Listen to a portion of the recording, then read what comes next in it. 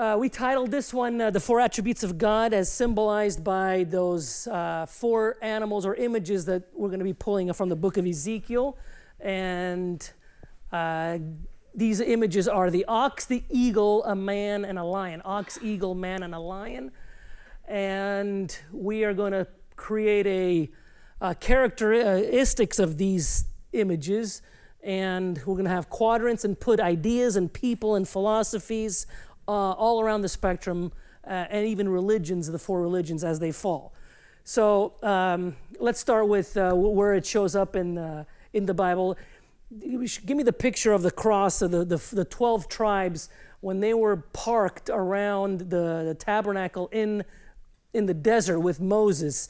This is how the 12 tribes of Israel were parked around the tabernacle where God's presence was. And notice the ones that were immediate. You have Ephraim, Dan, Judah, and Reuben. And those are like the standard bearers of the entire quadrant, shall we say. So it is their symbols that were parked here, here, here, and here. And Reuben's symbol, if you look at any Jewish encyclopedia, Reuben was the man. Dan was the eagle up top. Judah was the lion out of the tribe of Judah we're familiar with. And Ephraim was the ox. So you're like, we got these four images. So what? What do they all mean? Pull up the Ezekiel. Okay, this is the Jewish encyclopedia that we're not making up the fact that Dan is the eagle, Ephraim is the ox, Reuben was a man, and Judah was the lion. Let's pull up the Bible verses in Ezekiel. That one. Okay, the word of the Lord came expressly unto Ezekiel, and the hand of the Lord was upon him. And out of the midst thereof there came for likeness of four living creatures, and this was their appearance. They had the likeness of a man, but there's four faces. And the likeness of their faces, they had four, of a man, of a lion on the right side, and of a face of an ox and an eagle on the other side. Same thing in Revelation. This image comes back, and the first beast was like a lion, second beast was a calf, third was a face of a man, and the fourth was the flying eagle. So let's look at what's the big deal about these animals. Let's start with the eagle. What do we have about an eagle? An eagle is the apex predator. It flies the highest out of all animals. He flies alone. He flies in the highest realm. Nobody is above him. And so we have singularity, we have single,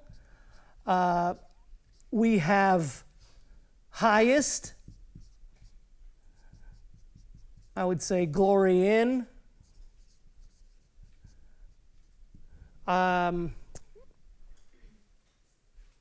Nobody, he sees everything and nobody sees him. Okay? There's a sense of omniscience with the eagle. Omniscience and omnipresence. He sees the physical realm, but the physical realm doesn't see him. Eagle eyes. So there's a sense of he's a spirit. He's kind of like a spirit where you can feel it. He can see you, but you can't see it. And think divine. All the armies of the world, when they go into battle, they put the eagle in front of them. The Romans, the Greeks, even the Americans today. The idea is that God is with us in this battle, and therefore we're going to win because God's on our side. That's why we put the eagle. And it's an effort to create a divine link. That we have his blessings. What about a lion? Or let's look at the opposite of the eagle. For the opposite of the eagle right now is the man. So what we have, instead of divine, we have human. Okay? Instead of physical, instead of spiritual, we have physical. Flesh and blood type stuff. We have limited sight and limited presence. We cannot see everything. Limited sight, limited knowledge. Okay? So the contrast between God and man is positioned over here. Let's look at the contrast between ox and lion. Let's start with the ox. Look at the ox, beast of burden, carries weight, not its own. You put a big wooden stick on his back, right around here, and he carries this big hunk of wood. He plows the hard ground. He's got to pull that plow to break up hard ground. He gets whipped. Okay? Think about it. So he breaks hard ground. He gets whipped. He's a beast of burden. Beast of burden. He's let's say a suffering servant. That's the main attributes that we're going to be trying to communicate. A suffering servant. And then what thanks does he get at the end of doing all this for you? We kill him. His destiny is he gets slaughtered and he goes to the butcher. That's what happens to ox. So he gets whipped, carries a big hunking cross, carries your burdens, your sins, breaks up the fallow ground of hard hearts, and at the end he gets killed. The lion, he's very nice. He doesn't bite, he doesn't chew up, he just kind of takes it. The lion, on the other hand, does not share authority really well at all. This guy takes instructions from somebody. Notice everybody's telling him what to do. Lions don't take instructions very well. It's their way or the highway.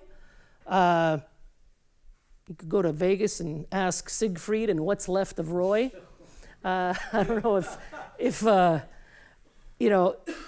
anybody that shows up and wants to negotiate for authority gets immediately eviscerated. These guys do not share authority. They are conquering kings. The king of the jungle. Full one law, and that's his law, and they do not treat enemies with grace or with mercy. They chew up enemies. Enemies get treated violently.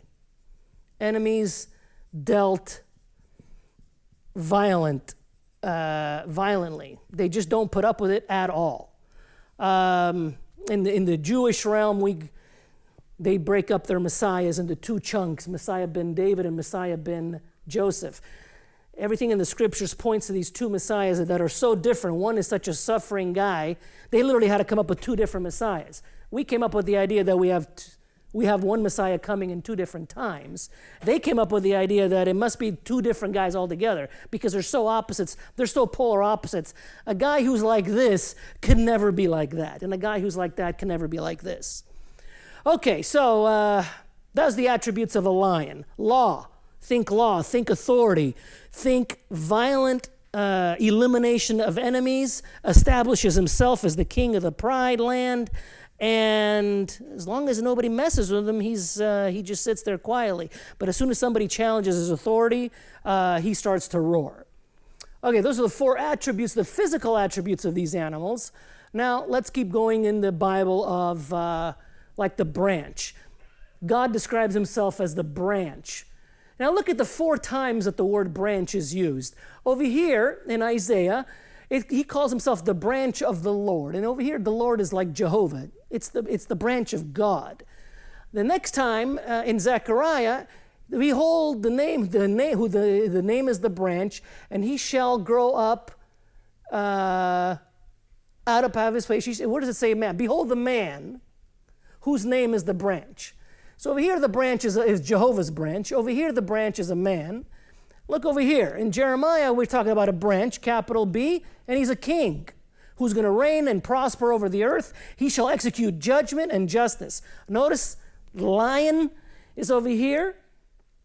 Over here, he's a humanity guy who's going to build a temple, and he's going to hang out with us humans. He's not in heaven, far and away. He's down on earth, mano a mano, face to face.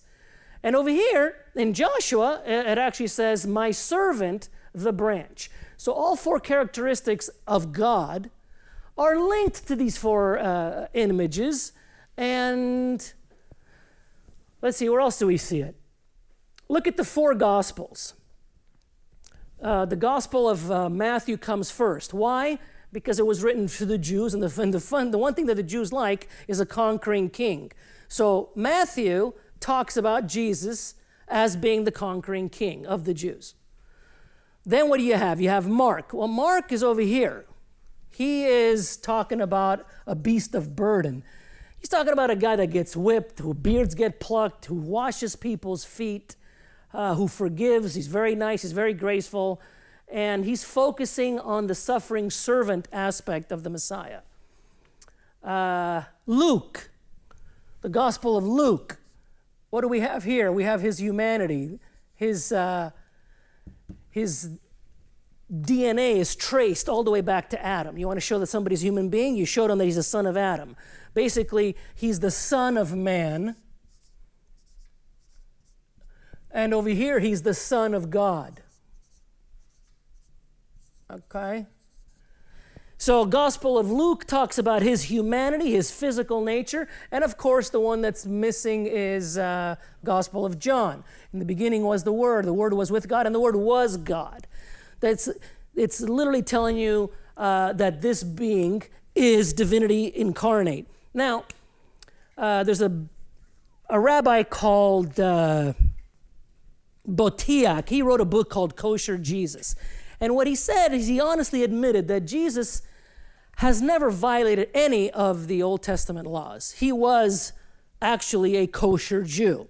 He goes, in the first three Gospels, Matthew, Mark, and Luke, I could almost stomach as an Orthodox Jew.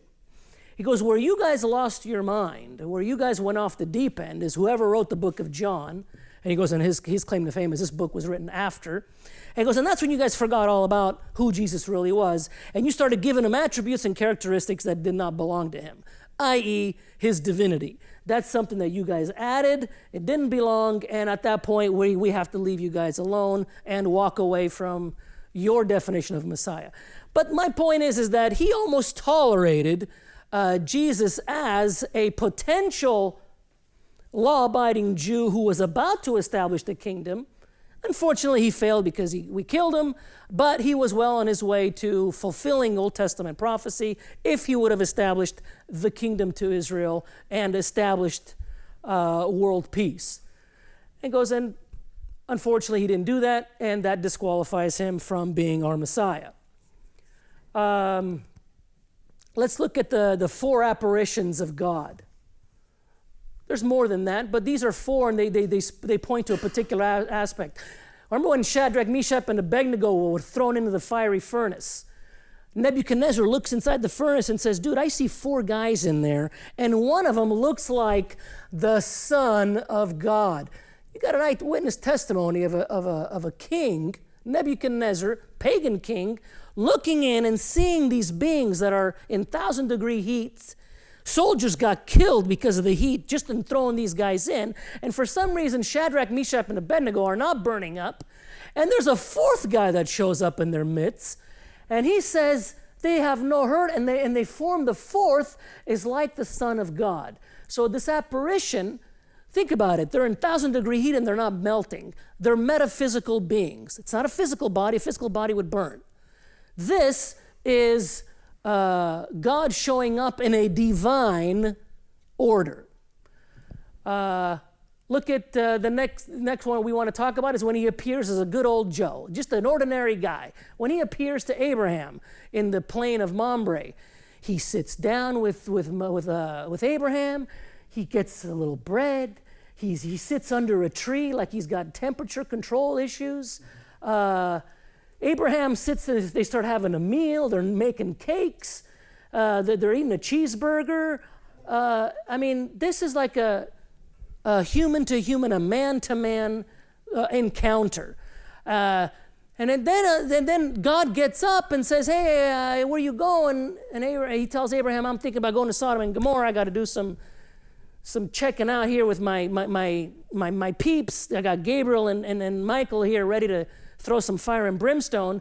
And Abraham actually gets in his face and says, "Wait, hang on a sec. I got I got my cousin-in-law, my nephew-in-law over there. And then he starts negotiating, okay? And he talks them down from 50 men, I don't know, like to 10 or 1. The whole encounter is very human, it's very physical, and I would put that here. The encounter with Shadrach, Meshach, and Abednego, I would put that here. What's the next one we got on the list? Joshua. Came to pass, Joshua's in Jericho, and he meets a guy that looks a man standing over him with his sword drawn. And then he says, are you for us or are you against us? The guy doesn't even bother answering the question. He goes, I'm the captain of the host of the Lord. And Joshua fell to his face, worships, and says, what do you need me to do? Basically, shut your mouth, open your ears.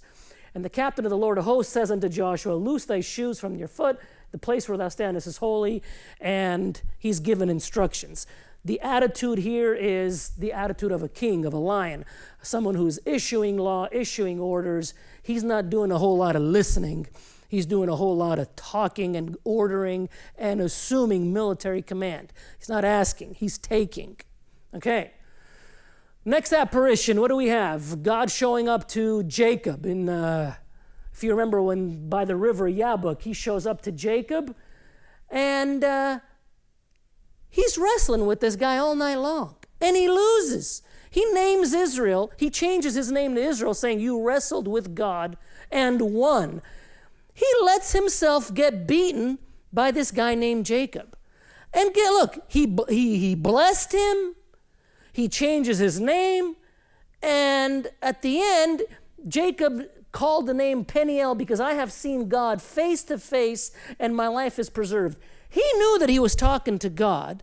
He was surprised that he wasn't dead because, usually when you wrestle with God, the guy could snap and eviscerate you from existence. So he was so surprised that he got away with it, that he wrestled, he won the battle, and at the end, after mistreating him all night long, he even squeezed out a blessing from him.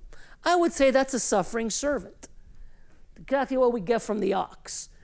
You get blessings from it, and then at the end, you whip it. So God himself, in the Old Testament, in the New, is showing himself in 4 quadrants. Divinity and physical flesh, Son of God and Son of Man, suffering servant, conquering king, Lion of Judah. Okay? Now, what happens when we look at only a couple of quadrants here? Let's look at the 4 main world religions. Do we have a religion on this planet, big one, that talks about God as a great God, powerful God, spiritual God, and who has a physical representation of him riding a white horse? Does that remind you of any religion? Who? Islam. That's literally what it is. You have God is great. You have a prophet on a white horse. Islam approaches the quadrant from this side here. That's where it approaches it. What about a rabbinic Judaism? Rabbinic Judaism is waiting for a Messiah that is going to establish the kingdom to Israel, like a guy named like David, or a guy like Solomon, or a guy like Moses. And they're waiting for a human being. Their Messiah is not divine. I told you that it's abhorrent to them, the idea that the Messiah is divine. To them, the Messiah is physical. He's a man, and he's a king, and he's going to establish Israel as a throne, and that's it. Anything more, you guys are losing your mind. They do have a little concept of a suffering servant. It's called Messiah ben Joseph. But he's so downplayed that most Jews don't even know about the concept anymore. You have to really dig into their literature to find it. So I would say that rabbinic Judaism comes in from this quadrant here. What about Buddhism and Hinduism? Buddhism and Hinduism, do they believe in one all-powerful God? No, they got 1,000,000 gods. Jesus, he's okay, just another 1,000,001. They love the physical. They As a matter of fact, you keep getting reincarnated over and over and over, and it's always here. And they got the suffering part down pat. I mean, they look at Gandhi. He'll stop eating for 40 days just to make a point. They'll pour gas. They'll go in the middle of the street, pour gasoline on themselves, light themselves on fire, and that's like thumbs up in the religion. The more you suffer, the better you are, the holier you are. They have no problems with beasts of burdens. Most of those pictures of the beast of burden were probably in Asian cultures. So I would venture to say that Hinduism and Buddhism come in from this quadrant here. And that leaves Christianity. Now, I always label it Orthodox Christianity because we're breaking it up into Western Christianity and Eastern Orthodoxy. That's out of the 2.5 billion people that call themselves Christian, most of them fall under either Eastern or Western Christianity. And then there's those Protestants that have about 200 or 300 million of them. But let's pull up if you type in Jesus in Google, look at the picture, the first picture that shows up of the Christian Messiah is this guy. Now let's pay attention to this guy. I call him the Michael Jackson of Messiahs. Why? Because you don't know if he's a male or a female. Notice? Bottom half is male, but over here he's a female. Michael Jackson, we don't know if he was white or black. This guy, we don't know if he's Jewish or if he's Greek. Okay? I've been to Israel lots of times, especially in Atlanta, Judea. There's not anybody who looks like that. Now, you go to Scandinavia, and maybe you'll find a couple of guys that look like that. But notice he's got wounds in his hand. The suffering servant part, he's got a broken heart. He's suffering, not very strong. He can barely hold his own hand. Not a kingly dude, not a manly dude, but he is a suffering servant. I mean, he's got his hands pierced. And notice the halo. The halo is always a sign of what? Divinity. So he's a divine suffering servant. He's a divine suffering servant. Christianity comes in from this angle. And that's why we're diametrically opposed to the Jews. We're trying to sell that guy to someone who wants exactly the opposite. They want a conquering king who's a human, and this guy is no conquering. He's not very manly. He's not going to conquer anything or anybody. Now, if you want to get forgiven and if you want grace, this guy provides grace and mercy. But as far as a man of law, this is not a man of law. Okay, so we have the quadrants defined. Now let's start filling in some blanks. For example, we can give some numerical scores. Man's sovereignty up here is 0. Okay, down here it's 10. Over here, man controls everything.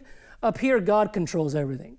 So let's put 1, 2, 3, 4, 5, 6, 7, 8, 9, and 10. That's the sovereignty scale of man. The higher you go, the more things get divine. The lower you go, the more things get human. Humility. Oh, over here, these guys are a 10 on the humility scale. Kings, lions, people like Alexander the Great, they don't get it. They get a 0 on the humility scale. So 1, 2, 3, 4, 5, 6, 7, 8, 9. God's sovereignty. Well, over here we have a 10. God gets a total score over here. To these people like Bill Gates, Richard Branson, these billionaires, pull up some quotes, Phil, from these billionaires. See what they think about God's sovereignty. They don't mix God with the Bible. Basically, Bill Gates goes on record saying, yeah, a little bit of religion is good, but I don't really know how it would change any decisions that I make on my everyday life. Richard Branson, Steve Jobs. Maybe there is a God, 50-50 chance, maybe. Bill Gates, there's a lot more I could be doing on Sunday morning. George Soros, I respect all faiths, but I'm an atheist. Where does it say that he's an atheist? Identifies himself as an atheist. You see, as you get into this quadrant here, these people are not waiting to go to heaven. They're taking control of the earth now. They want to rule. They're going to make their stand here in the physical. And God either does not exist, or if he does, he does got nothing to do with me. And he couldn't care less about me. I couldn't care less about him. It's just a good fairy tale maybe to teach your kids until they really mature and figure out that the physical realm is all that matters. Okay, what else do we have? Ideologies. Let's start putting ideologies into the... I mean, lots of... Oh, you want to hear? Yeah, let's hear. I'll give you some background. This guy is Charles Branson, the owner of Virgin Atlantic. They asked him, do you ever pray? He goes, well, one time I prayed. I was traveling across the Atlantic, and there was a 99.9% chance that I was going to die because my balloon was falling down. So I decided to pray. And then the liberal host goes, and then what happened? He goes, well, then I made it. And he goes, and what did you pray about? He goes, God, if you exist, help me get to the other side, and then I'll maybe look into the fact if you exist, if you really do exist. And then he asks, did you do that when you got there? He goes, no, not really. He forgot all about the promise. Go ahead, push play. He's an interesting character. He's a humanitarian, who loves people. Maybe one day somebody will be able to convince me that there is a God and there is a particular God. But to me, I love people, and that's to me the most important thing. Do you ever pray? I found myself on one of my balloon trips where, I was 99% definitely going to die, crossing the Pacific. Everything had gone wrong that could go wrong. There seemed to be, no way out of it. And I think there was a little bit of sort of, saying, if you exist, I'll be really grateful if you can get me to the other side of the Pacific. And despite the fact that you survived that, Richard, with the 0.1%, you still don't believe. Well, it's a bit churlish, isn't it? I would love to believe, and I think it's very comforting to believe. Okay. The idea that believing in God is comforting. It's like, a pillow. It's like your baby blanket. It's comforting. It's good to have. But when it comes down to the real things that matter in the world, the divinity is for people of less IQ. Look at the idea. He at the beginning he talked about he loves evolution. I think evolution is magnificent. The theory of evolution, of course, removes God completely. The theory of evolution is 100% physical, and it's 100% man. That's all. It's all you have is man, physical, and we came from the physical, and there's no divinity at all. So evolution falls right here. What about secular humanism? Secular humanism literally means that man can do it without God. We are separate from God, don't know, don't need him, don't want him. The whole idea of secular humanism is that we do not need God. What is at the opposite end of the spectrum? The opposite end of the spectrum is the idea that God is sovereign. He decides everything. Man decides nothing, and without God, we can't do anything. We break Christianity up into quadrants. Let's do a triangle here. 80% is Orthodox and Western Catholic, Western and Eastern Orthodox.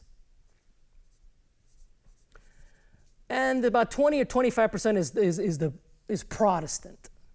Now the Protestants define themselves. They came into the idea of fighting with 5 sola ideas: sola scriptura, sola gratia, sola fide, and sola gloria.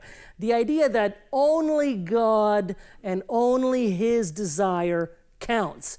Humanity's desire and wishes and actions don't count at all. It's only God who promotes, who moves things forward, who creates. And in essence, we are nothing but a tail that follows along with zero authority whatsoever. And notice that is at the pinnacle exact opposite of secular humanism. Secular humanism teaches that man is complete in and of himself, doesn't need God for anything. Solo Deo Gloria means that God is complete in and of himself, doesn't need man for anything. And then there's the idea of sola gratia. We also brought that in as the Protestant, that we're saved by grace alone. What's the opposite of being saved by grace alone? Works. And so sola gratia is up here. It's divinity, it's suffering servant, and the opposite, of course, is it's only works. It's if you want something done, you have to get it done yourself. If it's to be, be it up to me. What's the song? If it is to be it up to me. These people take possession, take control of the physical realm. These guys are relying on God to do it. The song from the lyrics of the Beatles song, Let It Be. Can you pull that up, Phil? The lyrics of the Beatles song? I don't know if I did. If you pay attention to those lyrics, what he's merging a little bit of Buddhism, a little bit of Christianity. What he's saying is what you're going to learn to be happy is when you let things go. You just let things be. Don't worry about trying to change this or trying to conquer that. I find myself in times of trouble. Mother Mary, he's a Catholic. He's praying to Mother Mary. In my time of darkness right in front of me, speaking words of wisdom, let it be, let it be. When the brokenhearted, when people are divided, what's the solution to everything? Is it take charge and do something? No, it's the exact opposite. Let it be, relax, do nothing, and sit back. So either God's going to take care of all of it, or in the Hindu and the Buddhism world, where you just kind of get used to the mess. And happiness is when you're wallowing in your pile of dirt and you choose and you learn to be happy, and that's when you reach nirvana, when the spirit separates from the physical so much that you learn to be happy even in the mess. Notice the complete opposite of people like Bill Gates or Elon Musk or Larry Ellison. These guys don't think like that. These guys, if there's a problem, they're going to work to fix it. They're not going to wait for God to do anything. They're going to do it themselves. What about sola fide? What's important is what you believe. These guys, they don't think that way. What they think is what's important is what you do. We've gone to the point now of saying I could change my sex depending on what I believe. It doesn't matter what reality says. If I believe I'm a man, I'm a man. If I believe I'm a girl, I'm a girl. I try to convince my wife that I weigh 170 instead of 200 because I identify myself with being 170. It's called translender. Right? Okay, well, as long as you believe it. As long as you believe it, that's what counts. Reality, physical reality, has absolutely nothing to do with it. As long as I believe it, therefore it is. Sola Scriptura was another thing that the Protestants came over and said, all Sola Scriptura, only the Bible is to be held as God's instructions. What's the opposite of Sola Scriptura? Sola tradition. Okay? What the Bible says doesn't count. It's what my culture, my country, my people, my tradition has done over the course of time in the physical realm, in the human experience of things. And this God guy's got nothing to tell me because we figured this all alone, and we've built up human knowledge over the course of time, and my works and my traditions are very, very important to me. What else? What other ideas can we start putting around in the circle? Look at ideologies like, I got to pray about it. You ever meet those guys that can't make a decision what to order at the McDonald's menu without praying to God about it? Okay, they got to pray to God about everything. They're very dependent on God. They're over here. God decides everything, so I should pray if I should order the Big Mac or the double cheeseburger. Okay, what's the opposite of that? The opposite of that is I don't need God to decide anything. I could decide everything on my own. And asking him for advice is a waste of time or it's stupid. Over here, I don't need him, and over here, he doesn't need me. Okay? Kind of like husband and wife. Over here, you got the wife ruling the roost. Over here, you got the husband ruling the roost. Now let's look at the more centrist positions, where you have a normal family where husband and wife co-rule the house together. Let's look at a more centrist position where God and man are co-ruling this garden, where Adam is given the ability and the authority to keep the garden, to dress the garden, and then he actually gives him the word dominion. God hands over dominion to this Adam. It's kind of like the husband, gets married, and he hands his paycheck, his name, his signature authority, hands it over to his wife, and now whatever she signs actually binds him. Legally, that's what happens. And it's like, well, why would a guy ever do that? Well, because he loves her. Why would God ever let go of his authority and sovereignty and mix it up with guys that are down here? Well, probably for the same reason. He's the husband, we're the wife. So if you want to understand what he's looking for, what he's looking as far as a relationship between humanity and the divine realm, start thinking more of a centrist position. For example, he tells the children of Israel, go over there and conquer everybody. And then he says, Moses, you have to hold your hands up, because if your hands drop, you're going to start losing the battle. Like, you're going to go through all the hassle of employing the heavenly realm and all these angels to kill all these Philistines, and then you have to ask Moses, but you got to hold your hands up. It's like, what does he need? Why do you need that? It's like, just do the whole thing, you know? Joshua, he blows the trumpet, the walls come tumbling down on Jericho, and the enemies are scattering all over the place, and yet he tells Joshua and the children of Israel, go over there and do some fighting and do some conquering. He's always mixing what needs to be done. He does not do it all. He doesn't just drop a boat in the middle of the earth. He tells Noah to get a bunch of trees and bang them together for 100 years, be a framer for 100 years, and he lets Noah build a boat. He's always doing things in conjunction with us. He said another way, we can't do it without him, and he won't do it without us. We cannot build that boat without him. We literally wouldn't know how to do it. And yet he doesn't build it without human beings agreeing with his will and getting that boat built. And the story of the scriptures is basically the entire thing of where he's negotiating, whether it's Jacob who's toiling for a wife, or whether it's God himself who's toiling for humanity as his bride. You see this desire to co-rule and co-reign together. What else do we have? Look at the conflicts, the specific conflicts between Judaism and Christianity. You want to play this one? This one makes fun of both Christianity and Orthodox Judaism. Now, hold on, let me give you a little background. This lady she's gone through some sad times. I think there's been a death in the family. A guy named Abe has died. So she's looking for answers for the death. And this is a Orthodox Jewish rabbi. Now, yes, it's female because this is coming from a left perspective, so they're trying to be avant-garde having a female rabbi. But pay attention to the Jewish perspective towards heaven, towards hell, towards physicality, and towards the spiritual realm.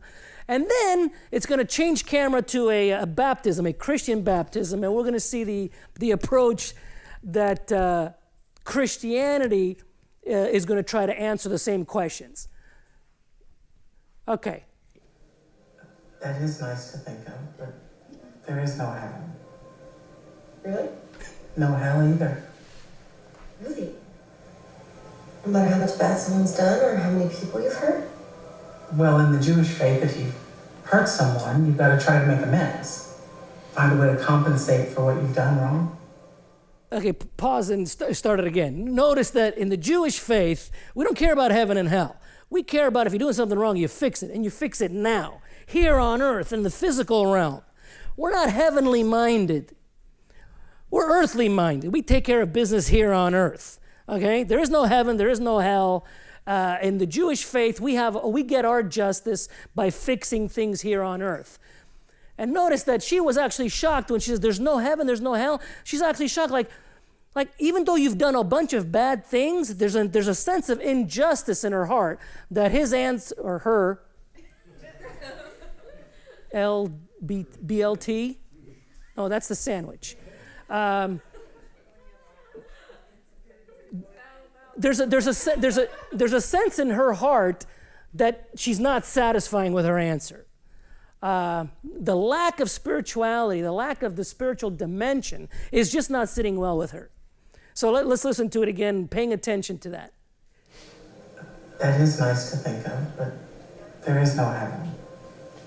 Really? No hell either. Really? No matter how much bad someone's done or how many people you've hurt? Well, in the Jewish faith, if you've hurt someone, you've got to try to make amends. Find a way to compensate for what you've done wrong. Thank you. Shalom. Okay, now we got the Christian side.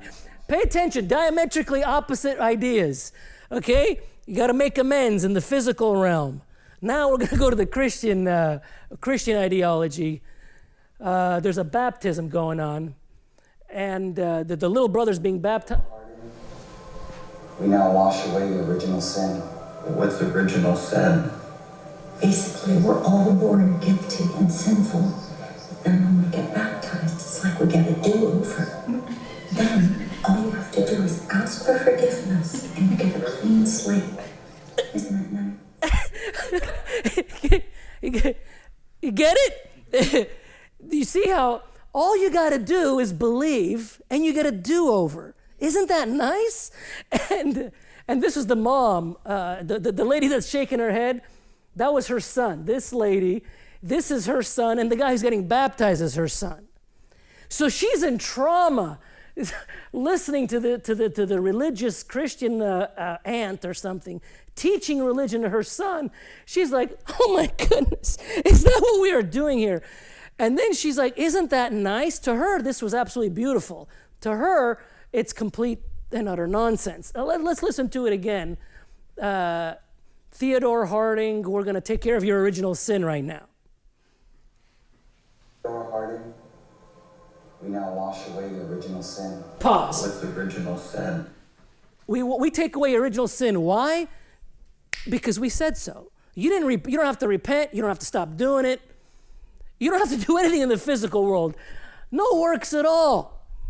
All you got to do is believe it. And once you believe it, it becomes so. Translender. All you got to do is believe it. Okay. And then this guy, he's an atheist. He's just like, hey, I just want to know what's original sin. Let's finish up.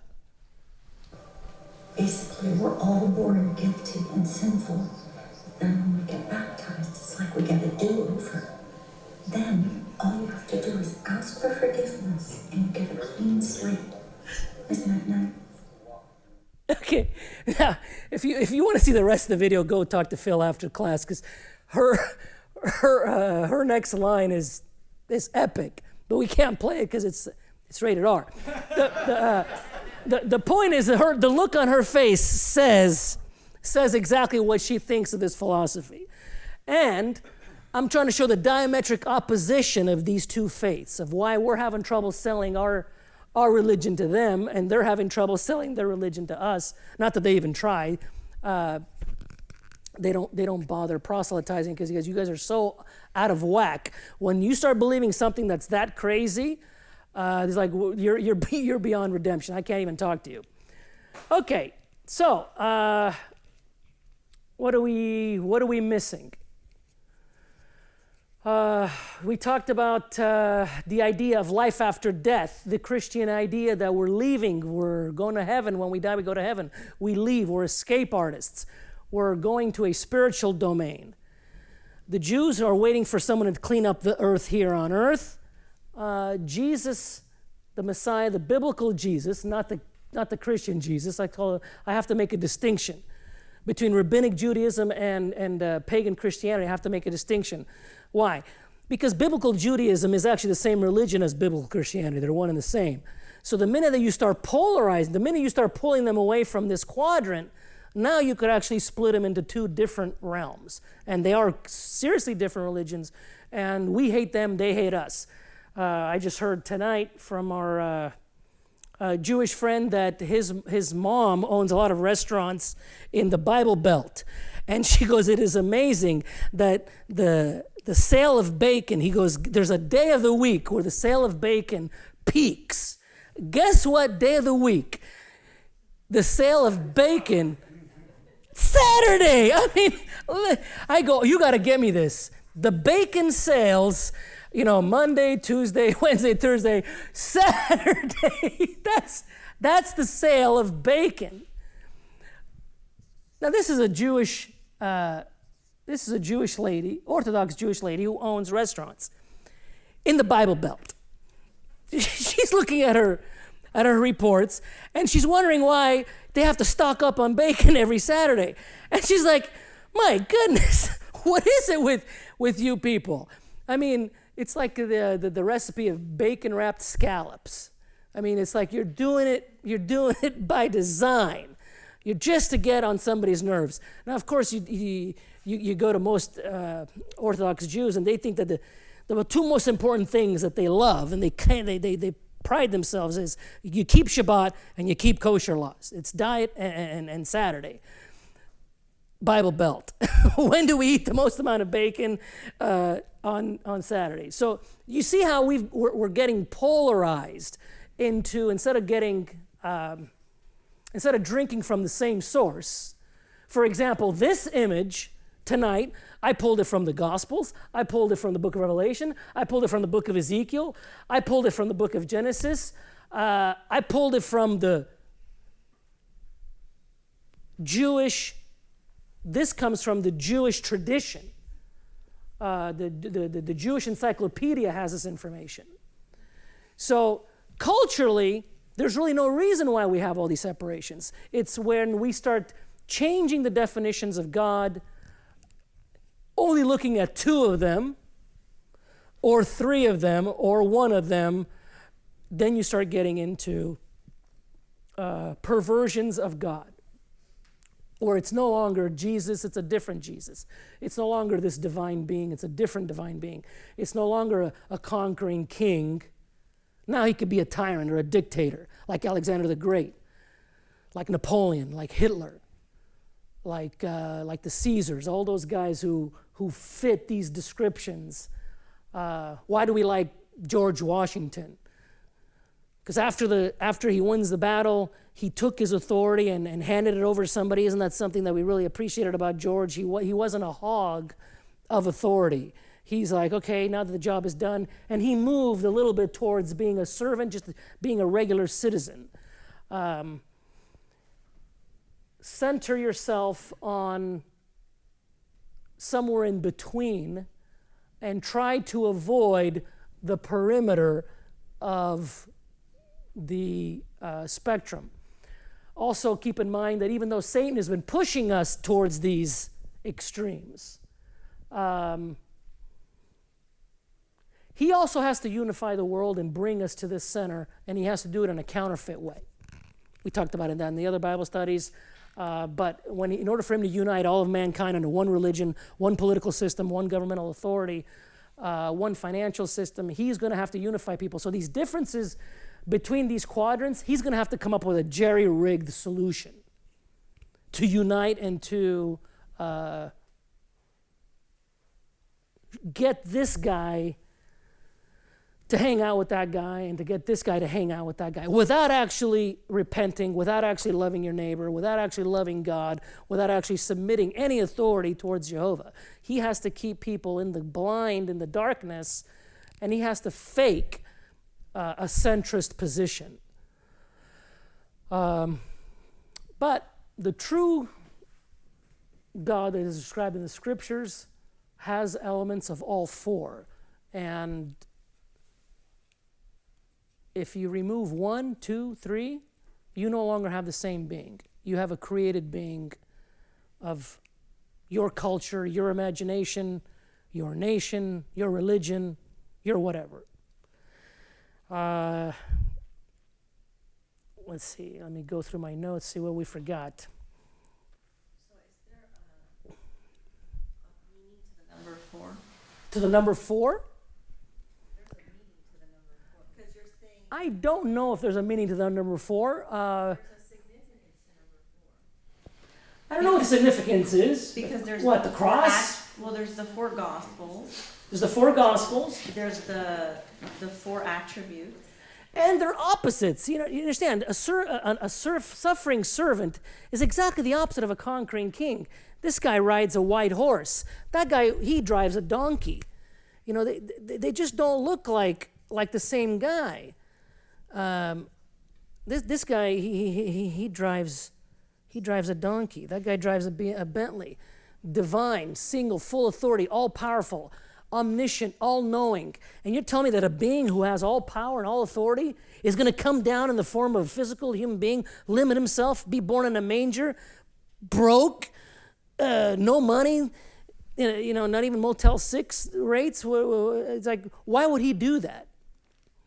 So I think it's the opposite of the spectrum that you're forced to deal with. Now, when you see this image, you're like, okay, what's animals? But when you actually think about it in terms of divinity, in terms of humanity and physical realm, in terms of suffering servant, in terms of conquering king, it actually helps you build an intimacy towards him. It also helps you become a more complete person yourself. Husband and wife, for example, the minute that the husband starts acting like he's over here, and the wife is only over here, you get those pictures, was it in Japan or somebody, where the woman walks like 10 feet behind the man? He decides everything. He decides where we go, how we go, where we go, and she just follows along like a tail, and she decides nothing. And we look at that like, that's a weird image of a marriage. It's supposed to be side by side, took him out of his side, husband and wife walking side by side. That looks normal. The minute that you have one guy who makes all the decisions and one guy who just follows along, it looks a little weird. So, employee-employer, you could also apply that here too. An employee that's whipped and told and never asked anything, we call him a slave. And the boss, we call him the jerk. We make fun of him in, The Office? What's that show? But I'm not really sure what the significance of 4 is. I think it's the exercises and the exercise of 4 ends of the spectrum, 4, north, east, south, west, and then it's trying to center you towards, hey, think about the opposite side. For example, all grace. Really, could you have a government or an entity that's all grace? Can you run anything without any law? No, you can't. Now, does that mean everything's got to be a committee? Do you know how many submarines have a committee for captains? Or how many planes have a committee at the pilot chair? There's a reason why there's a pilot in command, and there's one captain of a boat, and there's one president to a corporation, and there's one president to a country. At the end, push comes to shove, authority has to be delineated down to one. But that does not mean that you have to have a tyrant. That does not mean that you cannot be co-involved with your constituency. So yes, even though God has ultimate power and ultimate authority, he chooses to dish some of that out, kind of like a rich dad who chooses to distribute some of his wealth over to his children. Now they are partakers of that blessing, and they end up having the authority or a piece of the authority that the dad enjoyed. Okay, so comments. Heresy bell ringing. I heard a lot on the translander argument there. No, I like what you said in regards to, it was more of a passing comment, but the true biblical Christianity and true biblical Judaism are same in one. And I think that was a huge point to make. I think if we interpret the two correctly, we're going to come up with a conclusion that Christianity says we have a suffering servant who's going to come back and be a conquering king, and he hasn't done so because he's given mankind a couple thousand years of grace to get your act together. You know, before the whooping, before your daddy comes home and gives you the whooping, the mom comes over and says, hey, let's give the kid another chance to try to get his act together. And so we're in an age of grace right now. Our King has left. He literally took off and left the Holy Spirit here that's kind of everywhere. And he's given us a chance to get back into the way that we should be looking at things. But the point is that it's not unlimited. We love the book of Paul because, you know, in Paul's words, we're saved by grace and we're saved by faith. The Jews, guess which book they love to read if they would read the New Testament? Deuteronomy. James. New Testament. New Testament. They would love the book of James. You could easily sell the book of James to every Orthodox Jew on the planet. They love it. You're saying what you do is what counts. Forget your faith. Okay, I'll show you your faith by my works, and then we'll compare which one counts more. See, that's Jewish thinking right there. But now let's look at the exaggeration of that. You get into the mindset of only work. So what I do counts, and what I do is the only thing that counts. Really? So you want to try to get to heaven under your own merit? Really? You want to pay for all the sins that you've done? Are you sure you don't need any help in this effort? Are you sure you want to carry the whole weight yourself? Are you sure you don't want to transfer some responsibility over to somebody else by grace? Are you sure? So if you could, and and this is just a question to throw out there so you can run with it, is how much work do we need and how much grace do we need? What's the ratio for salvation to be true? Notice it's how much divinity do you need versus how much humanity do you need? How much physical do you need versus how much spirit do you need? I think being under the law of love, and this circle here is defined by the word love. You don't approach it with how much sin can I get away with and still go to heaven. That already tells me that you're not interested in coming to where He wants to bring you, or you're trying to say how much do I have to do in order to make it. In which case I don't have to say thank you to God. The grace versus works thing. Let's say that your dad told you don't go swimming in the ocean because you're gonna get pulled into and you're gonna drown. And of course you didn't listen and you go. Then your dad gets into a boat in the middle of the night, comes over and saves you right before you drown. And he throws a lifeline to you. Not because you deserve it, because he loves you. He's out there by grace. Then you grab the life preserver, you get in the boat. What's your attitude going to be? Gee, did you see how smart I was when I grabbed that life preserver? Is that what you're going to tell your dad? Look what I did. I grabbed that life preserver. I saved myself. Nobody would talk that way. On the other hand, your dad throws you the life preserver, and you just sit there and say, oh, Dad's going to do it all. I just sit here and wait for Dad to pull me in the boat. The minute that your dad sees, you know what? You don't want to get into my boat. After all this, you still do not want to come with me. He might very well let you go. He does not save everybody. You see, He's not an eternal suffering servant. This is not 100% of His character. He does chew up some enemies. And there's a point where you could push your Heavenly Father to the point where you make Him your enemy. There is that point. Who determines that point? Well, He does. But that point is there. And it's not 100% here. He does not forgive everybody. And He does not punish everybody. Some people get forgiven, which is weird for a lion. And some people get condemned, which is weird for a suffering servant. You mentioned that the Messiah, Ben Joseph, is pretty much all but forgotten within Judaism. Is there a specific reason why in that theology that they don't want a suffering servant as Messiah? because it points to when you read the characteristics of Messiah ben Joseph means son of Joseph. So you have a guy who's the son of Joseph, and he's a guy who gets whipped, and he's a guy who gets pierced, and he's a guy who gets killed, and he's a guy who suffers for the sins of the nation, and he's a guy who's rejected by his own people. It's the biography, the resume starts to match Jesus of Nazareth so much that it's really troubling. I mean, they take Isaiah 53, and that's like the unread chapter.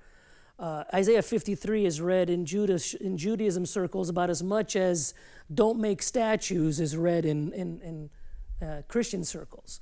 When you're in the business of selling statues, you're not going to be quoting, the third commandment. Which one is it? The second commandment. Do we have the commandments that are totally changed? They literally, I think we talked about last time. Okay, you want to talk about Yaakov Fugger. Did we mention him already? Give you another example of the conflict between Judaism and Christianity. Yaakov Fugger, 1498, 1525, richest man on earth during this time. This guy, he's a banker, and he goes to the Vatican. Now think, Jewish guy, okay? He's coming in from over here. He goes to the Vatican in Rome, over here. He goes, you guys are doing really good with this whole selling indulgences thing. You're selling the forgiveness of past sins for money. And you're doing well, you're building some cool buildings. But, he goes, you Gentiles don't know how to make money. The real money is not in the forgiveness of past sins. The money is in forgiving future sins. So he comes up with an idea. He does a 50-50 split with the Vatican, and he comes up with a 10-year sin forgiveness bond. And he sold them. And these guys made so much cash that all the cathedrals that you saw in Europe today are built with this money, and he becomes the richest man on earth. They steal so much money from so many people that Martin Luther gets so upset, he literally starts the Protestant Reformation on the heels of this guy. So this guy is actually credited with one of the, he's like the founding fathers of the, he's the pre-Reformation reformist. And Martin Luther got so upset that his anti-Semitism, he ratcheted up. He wrote a book, Martin Luther, Protestant, okay? Listen to what he says about the Jews. They're full of devil's feces, base, whoring people. There are no people. They boast of lineage circumcision. The law must be accounted as filth. Their synagogues and schools should be set on fire, their prayer books destroyed, their rabbis forbidden to preach, their homes should be destroyed, razed to the ground, their property and money confiscated. Martin Luther makes Hitler look nice to the Jews. They should be shown no mercy or kindness, afforded no legal protection. Poisonous venom worm should be drafted into forced labor or expelled. He also seems to advocate for their murder. We are at fault in not slaying them. If we don't kill them, we're guilty. Now, think of this. You got the Jewish guy who becomes rich, selling indulgences together with the Vatican to poor old grandmas, selling future debt, future sin forgiveness. How many times have we heard it in church? We're forgiven from all sins, past, present, and future. Well, this guy actually made money off of the idea. We weren't the first ones to come up with it. They just actually turned it into some cash. But do you see how once normal, ordinary people get so raped by these ideologies, it's very easy for you to start hating the Jew who came up with the idea. The Protestants start hating Rome for collecting, for capitalizing on the idea. The point is that two selfish people found themselves in, even though ideologically they didn't exist, they didn't agree, but when it came time to stealing a whole bunch of money from a whole bunch of people, and we're talking billions. I mean, this guy was the Bill Gates, this guy was the richest man on earth in that generation. You talking about Martin Luther? Well, anytime you find yourself starving to death, and you find the Jew prospering, you start being motivated. Like what's going on? Maybe I'm poor because he's rich. The socialism comes into the picture. Instead of thinking, actually, no, we're both guilty for this to happen. But then you start shooting at the race. You're not understanding exactly what's causing the pain. So the white guy starts shooting at the black guy, thinking that all of my pain is being caused by the black guy. The black guy starts thinking that all my pain is caused by the white guy. Such a Bible scholar. Well, my point to you is that you should know that the Protestant Reformation was founded on ideas like this, and Hitler did not create them. Hitler actually was quoting Martin Luther. I think Kristallnacht, the day that they went around and broke all the glass of all the store owners, and was Martin Luther's birthday. So that was done specifically because this guy was a German. He was a religious leader, and Hitler and the Nazis used that venom to stir up people's emotion and all their hatred. So my point to you is that most people in this room are somewhere in this category here. At least it helps you understand why we're diametrically opposed to them, and they're diametrically opposed to us. Our Jesus, they don't like. Their Jesus, which is a guy who gets things done, and he comes back and rules the earth and sets up a kingdom where he's the king of the Jews. We don't like that. Most Christians do not even believe that Jesus is coming back in a physical form, taking a throne in Israel and establishing the throne of David on the planet once again. That's just not in our DNA. So what's the most important thing to them is the most missing thing to us. What's the most important thing to us is the most missing thing to them. And we're diametrically opposed. Did I miss anything? Slides, pictures? All right, more questions, comments? We talked about Gandhi, the orange tablecloth people that pour gasoline on their head.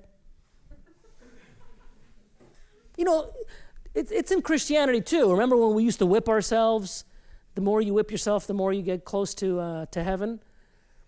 Remember the monks that used to do that? We have, there's people climbing the stairs in the basilica or on their knees. And by the time they get to the top, their knees are bloody. And the idea is the more you suffer, suffering is good. It's acts of contrition. That's the formal name for it. Can you explain maybe the difference then in ideology between Islam and rabbinic Judaism in regards to that lion then? You mean the conflict between these two quadrants?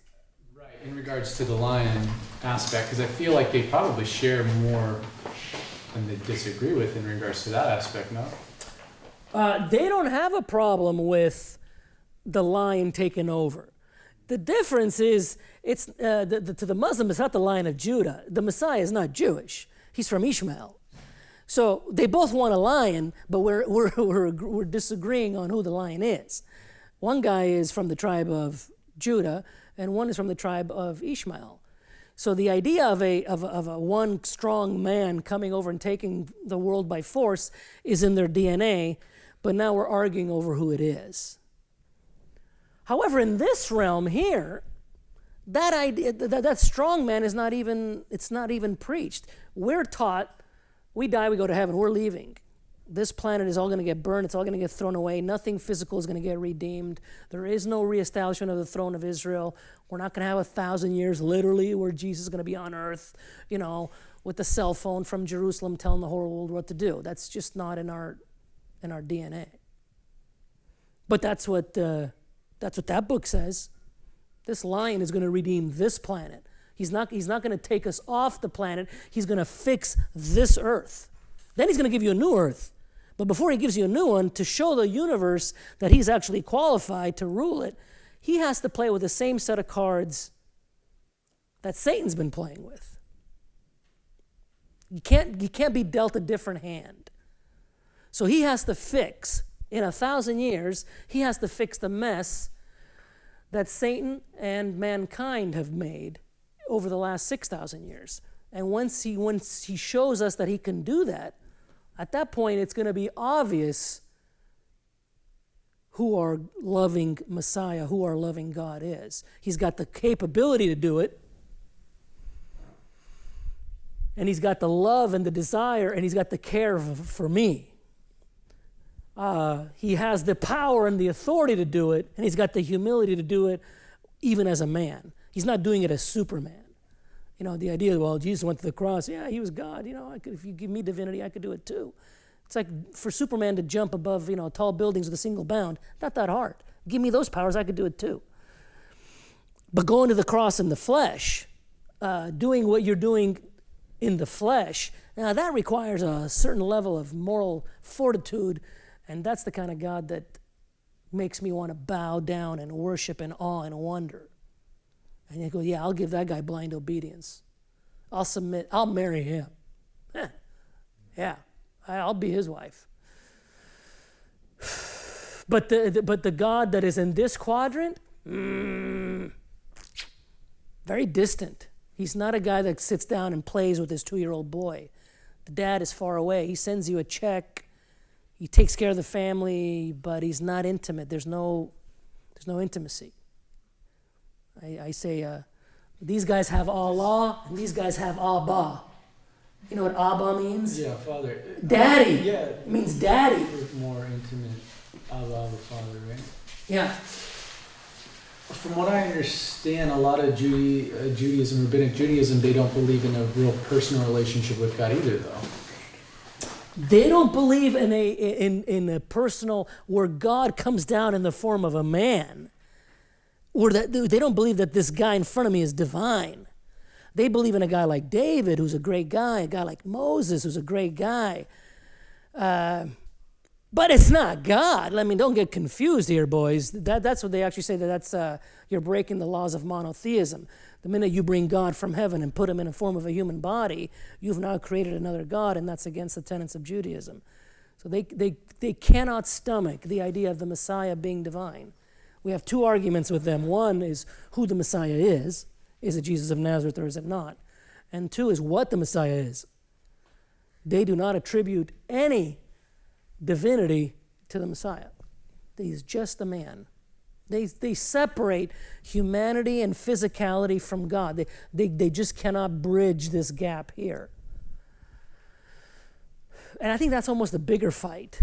If you could bridge that gap, which of course this entire presentation does, by us showing you that this image that's in Ezekiel, when God shows up at different times, the Bible verses that we were quoting are all Old Testament, including their own tribes, their own culture is showing you these images. It's kind of a hint that, hey, maybe the Messiah is divine. But you have to be willing to let go of your tradition to see it.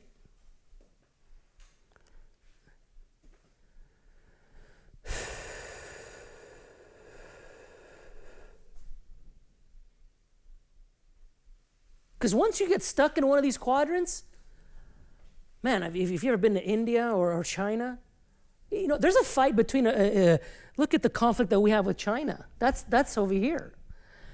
Once you get stuck in one of these quadrants, it's very difficult to get out.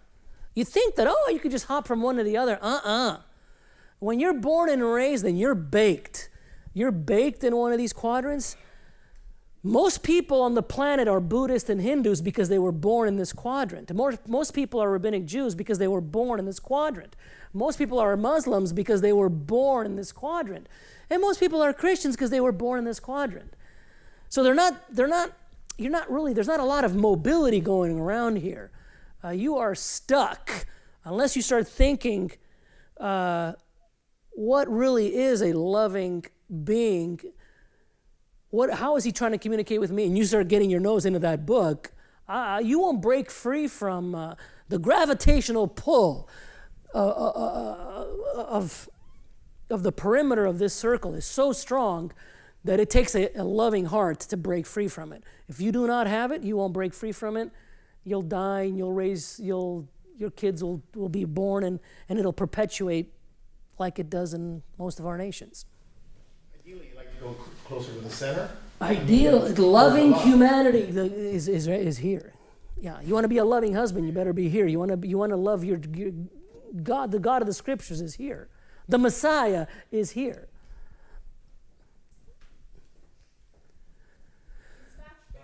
Difference in like theology between our Catholic parents, mom, our Dubai, Muslim. When we travel the world, we talk to, our family is very heavily here. We go to the Arab world, and we're talking to this generation, the grandpa. He's like, man, that guy, he talks exactly like my grandpa. And then they never even heard of each other, but philosophically they think that what they value, how they reason, how they put facts together is very much the same. And the Jews in Israel too. It's tradition. We make fun of them when, Fiddler on the Roof? Tradition?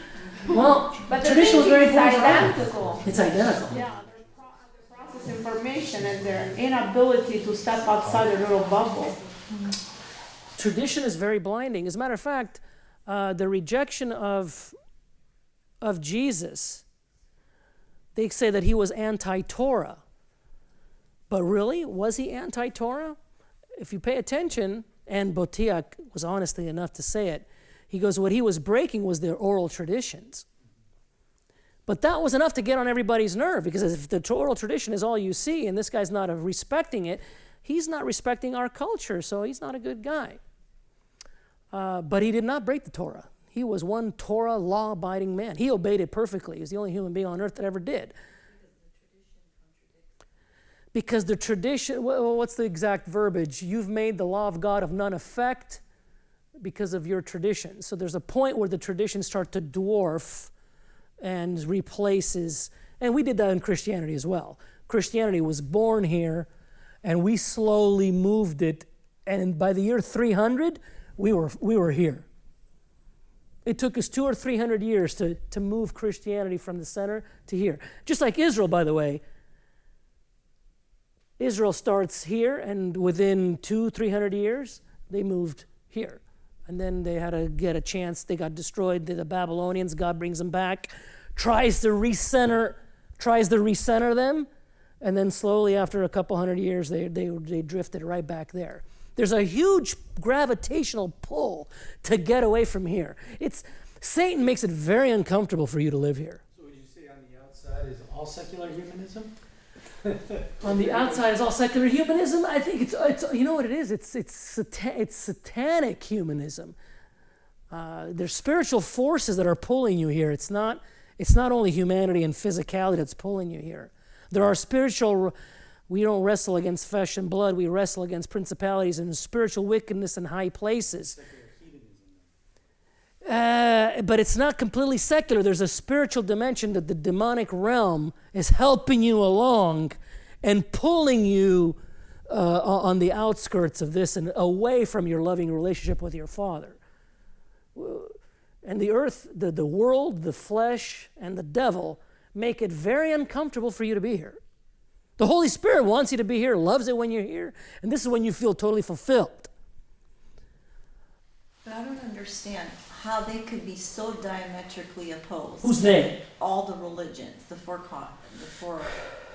and then all of a sudden now they're all coming together. That's the genius of what's happening under our very eyes for the first time in history. Now they're all agreeing. Yes. And they're all saying, well, we're all the same. Yes. And we all worship the same God. Yes. So how can that be and that be at the same time? Well, like I said, Satan's been trying different ideas for 6,000 years, and he's finally figuring out how to bring the whole world under one hat. But it is happening. I mean, through holidays, through the environmental movement. We've destroyed. There's wars over this religion. There's been wars over all these doctrines. Yes, but now we're moving towards unity. We're not moving towards separation. The only people that are being pushed towards wars right now are the fringes, or the fanatics, like the right-wing Islamic fanatic. That guy, Osama, Saddam, and those guys need to be killed. But most Muslims are okay. Same thing with the radical guy needs to go. But most Buddhism and Hinduism can be brought in. Same thing with Christianity. There's the radical right that is vicious, and same thing in Judaism. There's always a little fringe that gets ostracized, but the majority is coming together under one hat.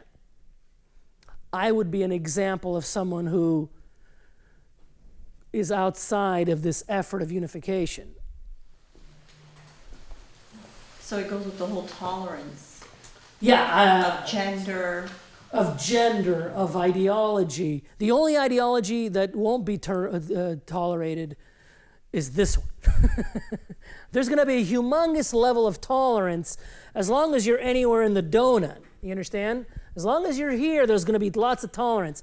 But the minute you try to move your life and your behavior into this area, you're going to be a terrorist. You're going to be a heretic. You're going to be a weirdo. You're going to be a wacko. They're going to put you on a cross. They're going to kill you. You know, they're going to hang you upside down. That's the perfect balance of everything. You would think that would be the opposite. Well, in the millennium, in the 1,000 years where Jesus is running, people will be rewarded for being here. In this day and age, when Satan's running the planet, people over here are punished. They're killed. They're mutilated. They're eaten at the Colosseum. Their books are burned. Or their money is taken from them. They're persecuted every sense of the word. The people over here, for example, you know, those guys that we're showing, those are billionaires. I believe in evolution. The money, the reward, the fame, the Hollywood, everything that they stand for is always on the outskirts, and Satan rewards you from being here. Two different kingdoms. The main genius of what he's pulling, what Lucifer's got to pull off, is the unification of different ideologies that don't really fit together, and how he's going to put all these cats underneath one hat. That's genius. And he's tried it several times. Notice, and failed. He failed with Rome. He failed with Greece. He failed with the Persians, and he failed with Egypt and Babylon. But he's getting better at it. The idea of one currency today is closer than ever before. I mean, they're literally talking about it with cryptocurrency. Mark Zuckerberg with Facebook, he literally could flip on a switch right now. You'd have a global currency called Libra, and the whole world would use it. He has that much clout. Yeah. Wasn't he the one who divided everybody in the first place, who made all the different religions? Or Who he? Lucifer. Lucifer divides. God's people are being divided by Lucifer, and they're being united by God. God wants unity for his people. Lucifer wants division for God's people. God divides Satan's people.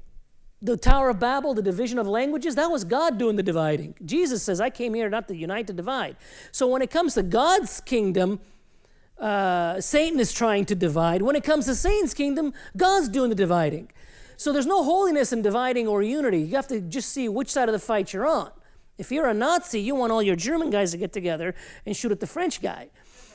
Isn't it going to be easy for Lucifer to bring everybody together because he's the one who made all the outskirts of each religion?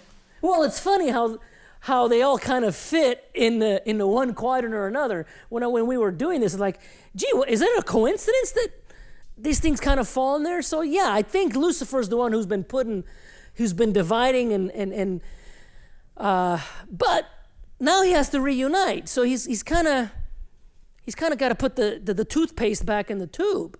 If he wants to be worshipped, as a global world leader, he's going to have to unite everybody. And Jesus does the same thing, by the way. Okay, the whole idea of him coming back and starting a kingdom based out of Israel, everybody's going to have one Lord. There is going to be unity of religion during the millennium. There's not going to be a sharing of authority. There's not going to be a democratic voting process. The law is already written. We're just going to be enforcing what's already been written. That is going to be the constitution of the entire planet. As weird as that sounds. Whether you agree with it or not. Whether you agree with it or not. Just like if you go to Dubai today, and you want to go around dressed in a bathing suit in the mall, they're not going to let you do that. Cop's going to come over and say, ma'am, if you don't cover up, we're going to put you in jail. So whether you agree with the law or not, you're expected to obey it. I couldn't even hold your hand. The cop got me at the shopping center. He was a security guard. Yeah, he came over and he's like, public display of affection is not allowed. Are you kidding? I've been married to this dude for 20 years. I could not hold his hand in public. He actually said that. Yeah, he said. No affection. Yeah. In Dubai or in Abu Dhabi? I think it was Abu Dhabi. It was Abu Dhabi. Yeah. But see, there's good and there's evil. You go down to the boardwalk in San Diego, and we have the opposite problem. Okay, you're going up and down Dubai. There's no such thing as a strip club. There's no such thing as a what do you call the palm reading store, the witchcraft, all that nonsense. You can't even get a building permit for it. They wouldn't even tolerate. You want to get an abortion, you can't do it. There's no such thing as Planned Parenthood. So they're in a lot of areas, they're like, wow, a little bit of law, a little bit of the lion is exactly what we need here. When the building permit for a Chick-fil-A in an airport is more difficult to get than a strip club in Vegas, you see that we have lost our nuggets when it comes to law and grace. We are no longer being graceful when we need to be graceful, and we're no longer being lawful when it comes to having to be lawful. We're losing our center. Well, they're redefining the center. They're redefining the center. When you were saying before about like when all the religions unite, could be Satan, but it's also the same way, like you said, when the lion comes down and tries to unite everybody too. So it's going to be a fine line to know which one is which. That's exactly what I've been trying to say. Both beings are trying to do the same thing. So there's going to be some overlap in their plays. They're both trying to move the football to the exact same point. They both want to be worshipped as God on earth. One guy is doing it because he deserves it and because he loves you, and the other guy's doing it because he stole it. He literally stole it from Adam, and he doesn't want to give it back. It's like you gave your kid your inheritance. His loser friend took it from him, and you're now working to try to get it back into the proper own it. And the kid who has it doesn't want to let go. Satan does not want to let go of the power and the authority and the kingdom that he has. And he's happy. And his life seems easy, like to a lot of people. And he seems to be winning. He's not letting go. And when Jesus comes over and tries to say, I'm going to put a kibosh to the whole thing, the first thing he did is he tried to negotiate. Hey, relax. What can we do? And then, of course, when he didn't strike a deal, he killed him. But he did try to negotiate first. One of the things that you mentioned in past classes, the difference between that kingdom is being love thy neighbor and then love thyself as the opposite.